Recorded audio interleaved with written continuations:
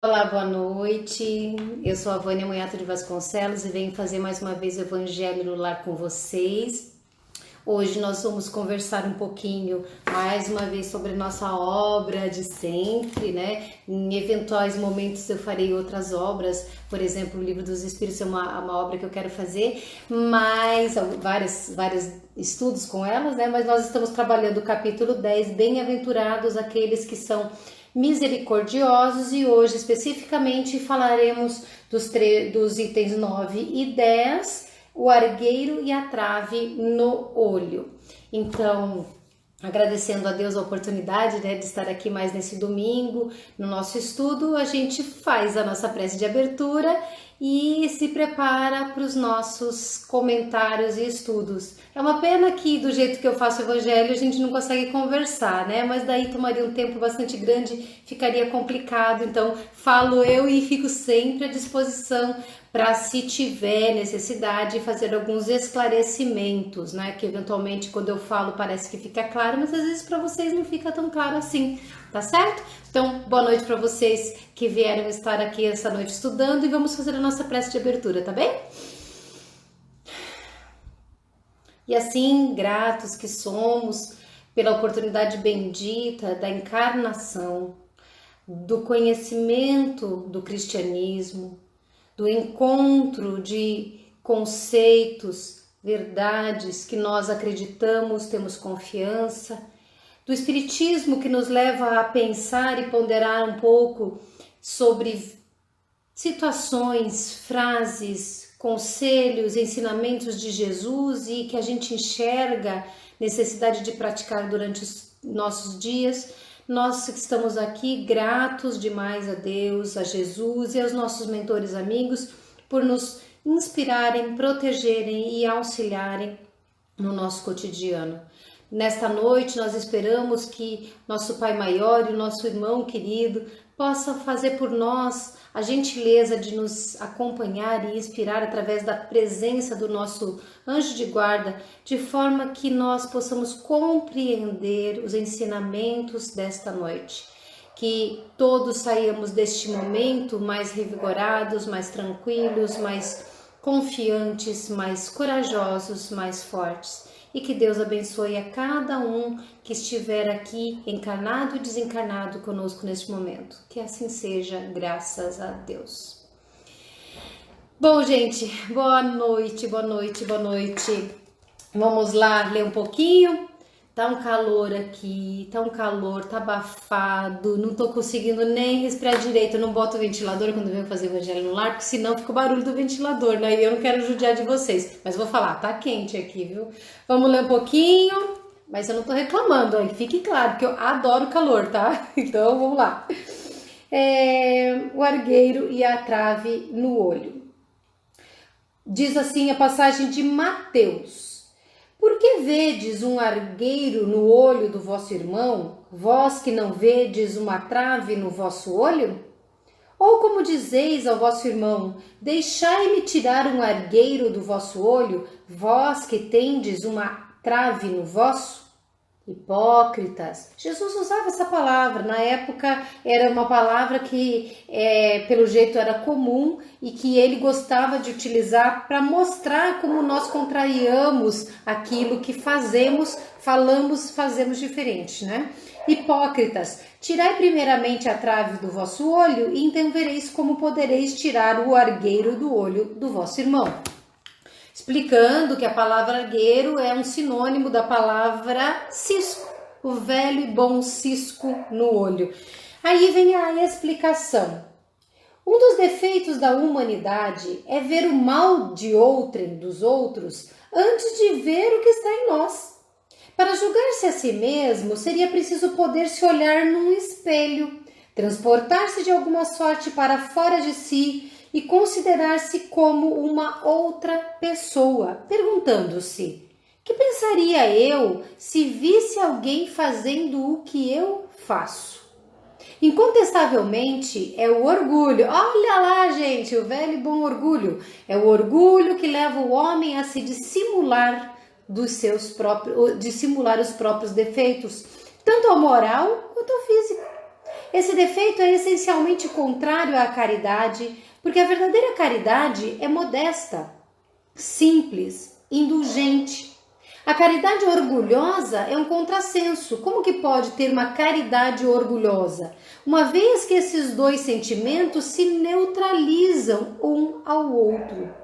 Como, com efeito, um homem bastante vão para crer na importância da sua personalidade e na supremacia das suas qualidades, pode ter ao mesmo tempo bastante abnegação para fazer ressaltar em outro o bem que poderia eclipsá-lo, em lugar do mal que poderia realçá-lo. Se o orgulho é o pai de muitos vícios, é também a negação de muitas virtudes. Encontramo-lo no fundo e como móvel de quase todas as ações. Por isso Jesus se dedicou a combatê-lo como principal obstáculo ao progresso. Antes de vir ao texto propriamente dito, explicar, eu vou ler uma outra coisinha para vocês, tá? No site Momento Espírita, que eu já recomendei aqui, que é da Federação Espírita do Estado do Paraná, existem vários artigos, vários textos, que são textos que falam de pessoas, de situações, falam de conceitos, todos focados na doutrina espírita. E com relação ao tema desta noite, eles têm um texto chamado A Trave e o Argueiro. E aí, nessa trave e no argueiro, ele começa contando que, e aí eu vou contar a historinha aqui, ele vai contando uma história que diz assim: ao final do dia, o trabalhador dialogava com a esposa sobre diversos temas, quando enveredou pela crítica aos colegas de trabalho que, segundo ele, praticavam erros abomináveis. Lamentava-se dizendo que não aguentava mais aquele pessoal da empresa. A esposa, que ouvia atenta, perguntou-lhe: o que foi dessa vez? Ao ouvir essas palavras, ele ficou preocupado, pois teve a impressão de reincidência no hábito de criticar. Todavia continuou: sabe o que é? Lá na sessão existe uma cadeira vazia que serve para o usuário sentar quando vem falar conosco. Pois bem, quando eles se retiram, não colocam a cadeira de volta no lugar de origem, o que já é um desrespeito. E mais, os colegas não movem uma palha para colocar no lugar correto. Eu é que faço isso sempre, já que a cadeira fora do lugar atrapalha o trânsito, atrapalha a passagem. A esposa, que até então ouvia sem dizer uma palavra, comentou: é engraçado tudo isso que você disse. Ele: ué, por quê? Que engraçado. Aí ela diz assim: você comenta sobre os colegas que não colocam uma cadeira no lugar, desrespeitando o ambiente de trabalho, quando você faz o mesmo dentro da sua própria casa. Como assim? Perguntou com o coração em sobressalto pela surpreendente revelação.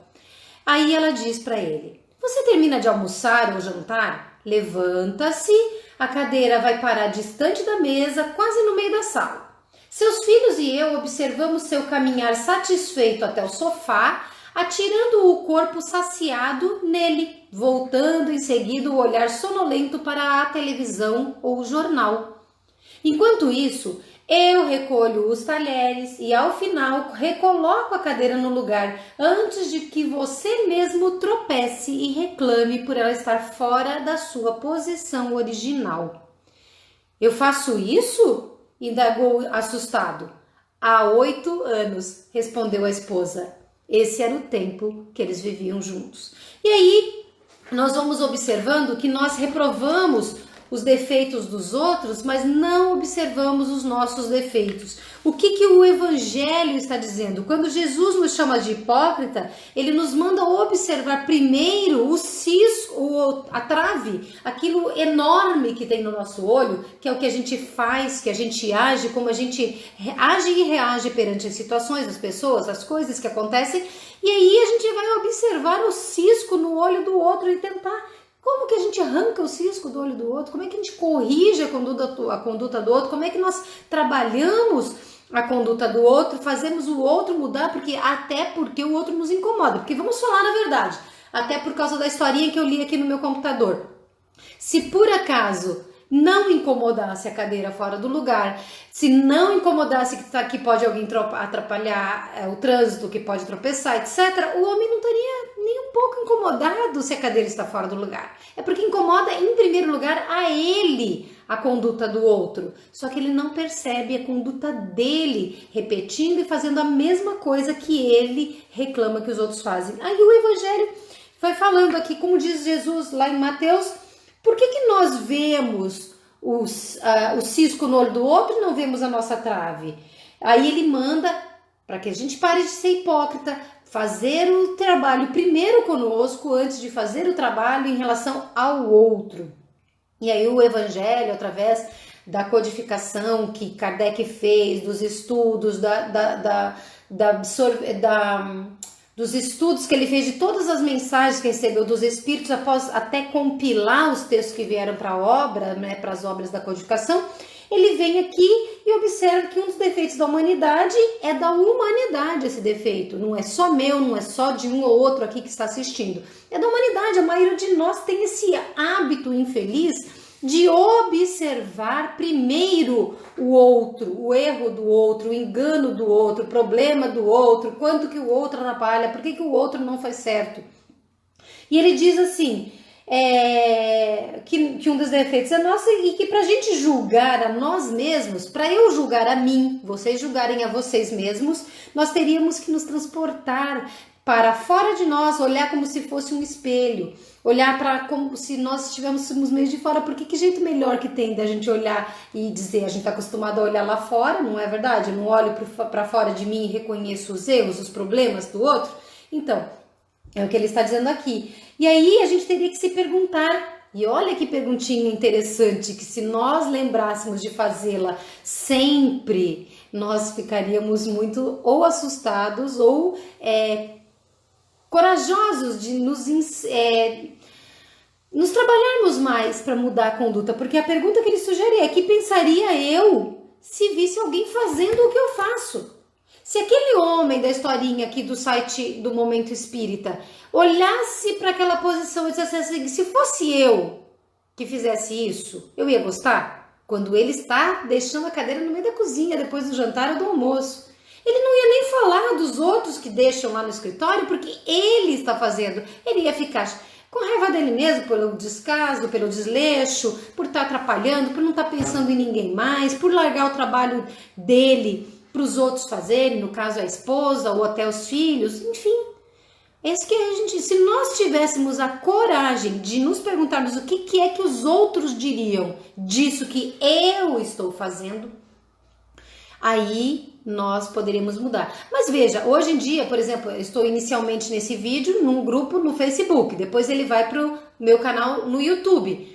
No Facebook, que é uma das redes sociais em que isso acontece, as pessoas falam as coisas e aí elas não querem que os outros discordem delas, porque na verdade elas jogam para o mundo informações que elas querem só reforço a respeito do que elas pensam, porque nós temos uma tendência a dizer, nossa, mas eu estou vendo a coisa com tanta clareza que a minha ótica, a minha perspectiva tem que ser a verdadeira. Mas pelo amor de Deus, e existe verdade no nosso mundo, a verdade como ela é pura, plena? Não, existem pontos de vista, existem óticas. Eu posso estar falando coisas aqui que eu acredito piamente, que eu acredito não só que sejam verdade, mas que sejam úteis para os outros, tanto que gasto um pouco do meu tempo para estar aqui, para divulgar isso, porque eu digo, não, isso é bom, me faz bem para minha família, faz bem para as pessoas que eu conheço, eu quero compartilhar essa informação. E pode ser que eu esteja falando coisas que não caiam de forma adequada aos ouvidos e sentimentos de alguém que está aqui. Quando eu estou aqui fazendo o vídeo, eu vejo lá os numerizinhos de pessoas que estão assistindo. Entra uma, entra duas, entra três, de repente sai uma, sai duas, aí entra mais. Por que que as pessoas saem? Porque não lhes interessa, não lhes atinge. E nós queremos ser satisfeitos no nosso ego, no nosso orgulho, na nossa vaidade, de que nós estamos com a razão. E aí a gente procura erro nos outros, porque se eu procurar erro nos outros, eu não vou ficar com o tempo que eu estou gastando olhando o erro do outro, não, olhe em mim. E aí eu não tenho que mudar, eu não tenho que me corrigir, eu não tenho que mudar a forma de pensar, de falar, de sentir, percebem? E aqui uma coisa interessante que ele fala também no texto. Incontestavelmente é o orgulho que leva o homem a dissimular os próprios defeitos. Agora veja que interessante também aqui. A palavra orgulho e egoísmo, elas são muito parceiras. Porque ele falou do orgulho. O orgulho... Peraí, cadê meu orgulho aqui? O orgulho, segundo o dicionário, sentimento de prazer, de grande satisfação com o próprio valor, com a própria honra. E no sentido pejorativo, que é o sentido que nos interessa nesse momento, sentimento egoísta, admiração pelo próprio mérito, excesso de amor próprio, arrogância e soberba. E aí, o significado da palavra egoísmo: amor exagerado aos próprios interesses a despeito das outras pessoas. Exclusivismo que leva uma pessoa a se tomar como referência a tudo. Orgulho, presunção. Percebam que são imperfeições diferentes, mas são imperfeições que são parceiras. Por que eu estou falando isso se o Evangelho está citando a questão do orgulho? Porque no Livro dos Espíritos, a pergunta 913, que trata de egoísmo, a pergunta 913 é essa: entre os vícios, qual o que podemos considerar radical? E vocês, eu acredito que de certa forma estudem um pouco da doutrina espírita e poderiam dizer: peraí, o Evangelho diz, incontestavelmente é o orgulho que leva o homem a se dissimular dos próprios defeitos. Então parece que o nosso problema está no orgulho. E aqui diz a resposta dessa pergunta: qual é o defeito, o vício radical que nós temos, o pior defeito que nós temos? Ele fala: já o dissemos muitas vezes, o egoísmo. E aí ele completa dizendo: dele se deriva todo o mal. Não é uma contradição. Não é uma contradição o Evangelho dizendo que incontestavelmente o homem é o orgulho que leva o homem a fazer as coisas erradas, porque dissimula o próprio mal em si. Então, se eu dissimulo o mal em mim, eu vejo só no outro, eu disfarço o meu e continuo fazendo o mal, tendo os maus sentimentos, as más condutas, os maus pensamentos, porque eu não me trabalho. Então, o orgulho me domina e não me deixa me transformar numa pessoa melhor. Por consequência, eu faço várias coisas erradas, concordam? E aí o Evangelho disse isso, e o Livro dos Espíritos vai falar que é o egoísmo. Por que eu li o conceito das palavras? Porque quando você diz que o orgulho é o sentimento egoísta, em que você é o centro do universo, e que o orgulho é o sentimento egoísta, que você é o centro do universo, e que o egoísmo é o exclusivismo que leva a pessoa a ser referência de tudo, eu estou falando de duas forças parceiras que acabam conosco. Se nós trabalhássemos o orgulho e o egoísmo, e quando eu falo dessa pergunta 913, eu costumo dizendo, vamos trabalhar principalmente o egoísmo e o resto vem por consequência, mas eu sempre menciono o orgulho junto. E aqui eu não tenho como falar do orgulho, que o Evangelho trata, sem tratar também do egoísmo, porque na verdade nós queremos ser os corretos, aqueles que não têm defeito, que tá tudo bom conosco, só problema só dos outros, etc. Tudo bem até aqui? Legal? Aí que mais que ele fala que é importante a gente ver aqui, que eu tô repetindo? Que o orgulho é essencialmente contrário à caridade, porque ele até fala, é um contrassenso imaginar uma caridade orgulhosa, porque se eu, ou vocês, ou qualquer pessoa faz uma caridade, vai fazer essa caridade por amor ao próximo, por generosidade, por se preocupar com alguém,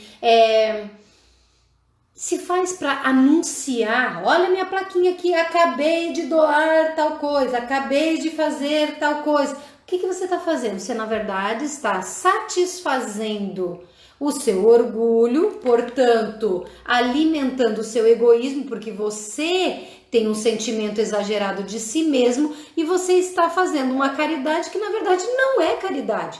É ok, eu posso dar um prato de comida com amor e sem amor. É um prato de comida e vai matar a fome de alguém. Mas se o sentimento que me fundamenta o ato, ele não é bom, ele não tem amor no fundamento, ele não é caridade. É um prato de comida que vai alimentar alguém. Mas você, neste gesto, vai acabar exigindo obrigado, gratidão, que se ajoelhe aos pés, percebe? A gente tem uma reação diferente, porque se eu faço um gesto de caridade não orgulhosa, que é a caridade correta, se a pessoa for ingrata, jogar no chão, virar as costas, nunca mais olhar pra tua cara, isso é problema dela, não é problema nosso, não é problema meu. Mas quando a gente faz as coisas, o ato de caridade, caridade moral, caridade material, etc., até mesmo a prece, se eu faço a prece, fulano me pediu, não tem como dizer não, e eu vou cumprir porque eu sou uma pessoa de palavra, e falo, Pai nosso que estás do céu, que Deus ajude aquela pessoa, aonde está o amor? Se não tem amor, não funciona, não tem mérito pra gente. Por isso que ele está falando do contrassenso da caridade orgulhosa, uma vez que os dois sentimentos, o orgulho, ele é contraditório à caridade. Ele não vai ajudar com que a caridade seja produtiva na sua melhor forma, na sua forma mais pura. E aí ele explica melhor do que eu, obviamente, dizendo, com efeito, um homem que seja bastante vão, medíocre, mesquinho, de se acreditar o centro do universo, de achar que ele tem muito mais valor que os outros, que ele acredita na importância, que, como diz aqui, da sua personalidade, na supremacia das suas qualidades, ele não vai ter abnegação suficiente para fazer o bem. Então, é necessário que seja uma pessoa que trabalhe a sua imperfeição, o seu vício, orgulho, e o seu vício, a sua imperfeição, egoísmo, para que ele possa realmente ser bom. Então, no fundo, o quanto a gente trabalha esse item dentro do capítulo Bem-aventurados aqueles que são misericordiosos, na verdade a gente está falando de misericórdia para com os outros, para que a gente saia dessa estrutura egoísta e orgulhosa de se achar perfeito. Nós estamos, anos-luz da perfeição. Essa semana eu postei até numa das imagens, eu tenho um álbum no Facebook que chama Espiritismo, porque eu coloco alguns conceitos espíritas lá, e teve uma frase que eu coloquei na Joanas de Ângeles, que diz que o Evangelho, para nós estudarmos o Evangelho, mas ela complementa dizendo o seguinte: estuda o Evangelho sem querer ser perfeito, porque nós estamos distantes da perfeição. Então, ela não fala com isso, ela usa o termo não somos incorruptíveis. Não, nós somos corruptíveis ainda. Alguns são corruptíveis com a vaidade da beleza, outros do poder, outros do dinheiro, outros as chantagens do amor-paixão. Então nós ainda nos corrompemos porque temos imperfeições. Só que se a gente for esperar ser perfeito, o que nós estamos pensando na vida? Por que nós estamos estudando o Evangelho? Eu estudo o Evangelho porque eu sou perfeita? Vocês estudam o Evangelho porque são perfeitos? Porque a gente já sabe tudo, pratica tudo? Não. Mas aí a gente aponta o dedo e diz assim: meu Deus, aquela pessoa tem um cisco no olho, e esquece de olhar a trave no seu próprio olho, que representa o seu egoísmo, o seu orgulho. E aí aqui o Evangelho, também falando o que aparentemente seria uma contradição com o Livro dos Espíritos, diz que o orgulho é pai de muitos vícios. E aqui na 913 do Livro dos Espíritos diz aqui: já dissemos muitas vezes, o egoísmo é o pior vício, dele deriva todo o mal. Vocês percebem que, como é que pode todo mal derivar do egoísmo, se aqui está dizendo que todo mal deriva do orgulho? Porque são palavras irmãs, são vícios, são perfeições parceiras. Se eu sou egoísta, é claro que eu sou egoísta porque eu mereço mais. Porque eu não vou compartilhar com você porque você não merece. Mas se eu mereço mais, então eu sou orgulhosa dessa condição. E se eu sou uma pessoa orgulhosa, então eu mereço mais. Então por que se eu mereço mais, eu não vou dividir com você? Eles acabam sempre sendo, dando as mãozinhas. Não tem jeito de ser egoísta sem ser orgulhoso e ser orgulhoso sem ser egoísta, porque é natural que essas duas forças negativas se somem. Se o orgulho é pai de muitos vícios, é também a negação de muitas virtudes. Uma outra coisa muito importante. Puxa, eu vou trabalhar determinadas virtudes. Já falei pra vocês, né, que eu trabalho anualmente, eu escolho uma ou outra virtude para trabalhar. Trabalhei por muitos anos o meu orgulho. Sou orgulhosa? Claro que eu sou orgulhosa. É uma imperfeição difícil de tirar. Eu não tenho como dizer que eu não sinta o orgulho, mas eu já trabalhei bastante orgulho e tenho orgulho de dizer que eu melhorei. Vejam, é tão difícil pra gente que eu não tenho outra palavra para falar. Eu tenho orgulho de dizer que eu melhorei no meu orgulho. Não sou doentia mais. É um fato que eu melhorei, mas é um fato que eu tenho orgulho. Agora, tenho outras metas. Falei recentemente que eu estou trabalhando em 2019 tolerância e paciência. Ora, adianta eu trabalhar a tolerância e a paciência se eu continuar sendo orgulhosa? Como é que eu vou trabalhar a tolerância com o meu próximo se eu tenho orgulho de mim? Então ele sempre vai estar tomando o meu espaço, tapando o meu sol, exigindo o meu lugar, ganhando as coisas que são para mim. Eu não tenho paciência com o outro. Por quê? Porque eu tenho orgulho de ser como eu sou muito melhor. É isso que inconscientemente a gente acaba refletindo e pensando. Então ele vai dizer que é o pai de muitos vícios e é também negação de muitas virtudes. Então, se nós vamos, como espíritas que somos, como simpatizantes da doutrina dos espíritos, como cristãos, ou mesmo como pessoas que simplesmente querem ser pessoas melhores, se nós vamos trabalhar isso, nós temos que trabalhar a nós mesmos primeiro. Eu não posso mudar ninguém. Gente, meu filho vai fazer 18 anos no final do mês. Tudo que eu tinha que ensinar para ele faz anos que eu ensinei. Anos. Porque depois que entra na adolescência, só aprende o que quer. E quando entra na idade adulta, só faz o que quer. Não é um fato. Vocês não fizeram isso quando vocês cresceram, amadureceram, saíram de casa, decidiram? Eu também fiz e ele também está fazendo. Sabe por quê? Porque a gente só muda a nós mesmos. A nossa obrigação e responsabilidade com os outros vai enquanto eles são dependentes da gente. A outra forma da gente ter obrigações e responsabilidade com os outros é dando o nosso exemplo, o nosso apoio e ajudando com palavras, com amor, com compreensão, com um monte de virtudes. Mas de verdade, eu só posso mudar a mim mesmo. Eu só posso mudar a mim mesmo e vocês só podem mudar a vocês. Então a gente está aqui nesse momento estudando o argueiro e a trave no olho, porque foi uma mensagem de Jesus que disse assim: para de ser hipócrita, para de fingir que vê o defeito do outro como se você não tivesse.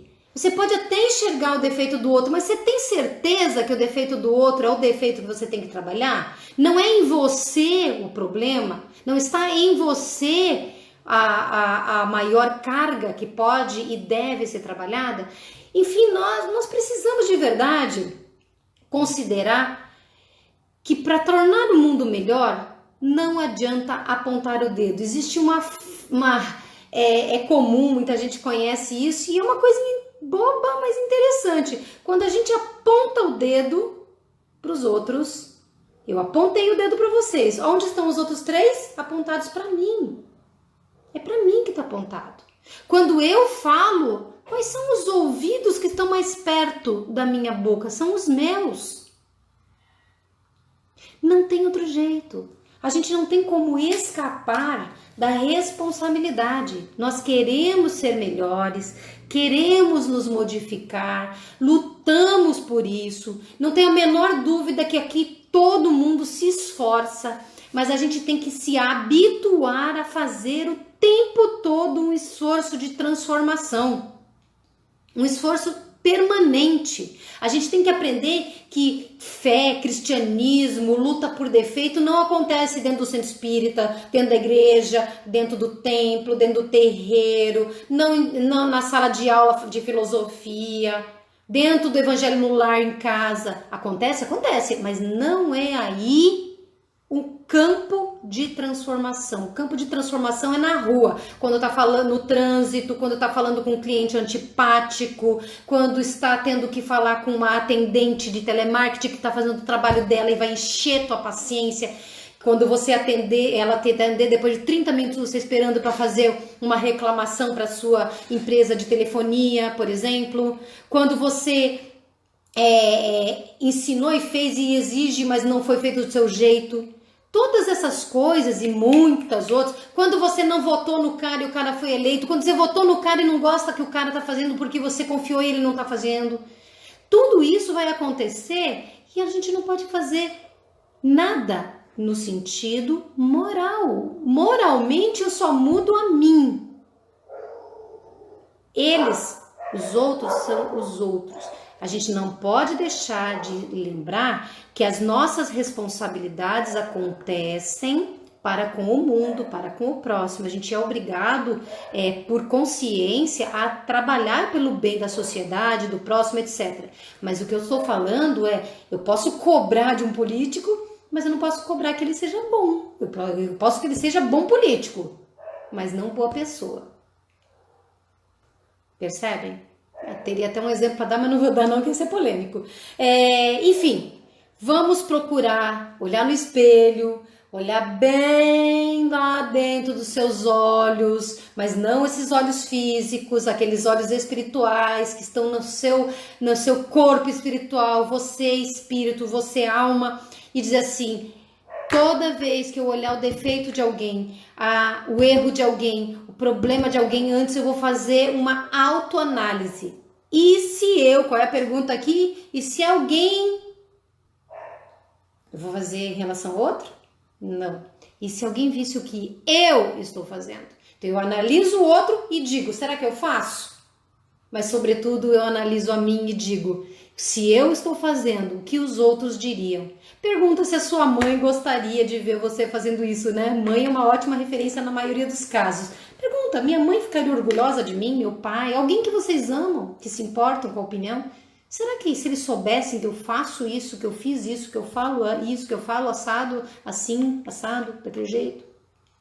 É como a gente tem muita referência fora de nós para que nós mudemos. A gente tem que parar de se preocupar com o cisco do outro e se preocupar com as traves, as muitas traves que temos dentro de nós mesmos, dos nossos olhares, das nossas condutas. Tudo bem? É isso, gente. Essa é nosso estudo dessa noite. Eu, mais uma vez, agradeço muito pela presença, pela amizade, pelo carinho, pela boa vontade. Fico sempre à disposição. Espero, de alguma forma, ser útil. Lembrando vocês que a minha interpretação é a melhor que eu tenho para dar para vocês, mas que vocês têm uma obrigação com vocês, não comigo, com vocês de estudarem. Leiam, eu sempre passo antes o texto, né? Digo qual é o que a gente vai estudar. Vai lá e lê. E interprete também. Verifique o que dá para aproveitar do que eu falei e tire as suas conclusões. Não aceitem alguma coisa como verdade porque alguém disse. Porque todos nós somos imperfeitos, todos nós temos traves e a gente precisa se preocupar em compreender melhor todas as coisas que nós recebemos prontas de fora, tá bom? Vamos encerrando então com a nossa prece, agradecendo profundamente a Deus por todas as coisas que recebemos, fazendo uma vibração rápida pelo nosso planeta, passeando por todos os reinos, por todos os seres, passando por todas as regiões, passando por todas as pessoas, boas, más, de todas as raças, com todos os defeitos, com todas as virtudes, implorando a Deus que permita que os bons espíritos estejam sempre aos nossos lados e que as coisas boas que fazemos e pensamos se transformem em uma prece. Numa prece no sentido da energia somada a outra energia e outra energia que faz com que o mundo se proteja das forças do mal que ainda acontecem por causa dos nossos tropeços, das nossas imperfeições e da nossa pouca vontade de se transformar, de mudar. Que Deus possa ajudar cada ser que sofre neste mundo, toda família que perde seu ente querido, todo ente querido que não soube amar, todas as instituições que trabalham com a coletividade, com as pessoas que sofrem especialmente em todas as áreas, com os nossos reinos animal, mineral, vegetal, com o que a gente come, para que seja abençoado e para que todo mundo tenha o que comer. Para que nós todos, Senhor, possamos ser parte da solução e parar de ser parte do problema. E que para isso acontecer, que não esqueçamos do cisco e da trave no olho. Que a gente sempre olhe para si. Que a gente seja capaz de resolver em si mesmo, todos nós, resolver os problemas que a gente quer tanto ver solucionado no mundo. Antes de a gente tentar se preocupar tanto assim com o próximo, e eu não estou dizendo que não devemos nos preocupar, a gente precisa tentar solucionar em nós também, sobretudo, aqueles defeitos, aquelas imperfeições que ajudam o mundo a ficar tão triste às vezes. Que Deus ampare, que Jesus abençoe, que haja muita luz nas suas vidas, nas nossas vidas, que o ano de 2019, mais uma vez, não é novo mais, já é um ano que já está engatinhando e correndo já rapidinho por aí, que este ano continue sendo produtivo e que a gente continue confiando e amando muito, tá bem? Muito boa noite, obrigada pela companhia, que Deus abençoe, se Deus quiser, se tudo der certo, estarei com vocês aqui daqui a 15 dias. Beijão, boa noite!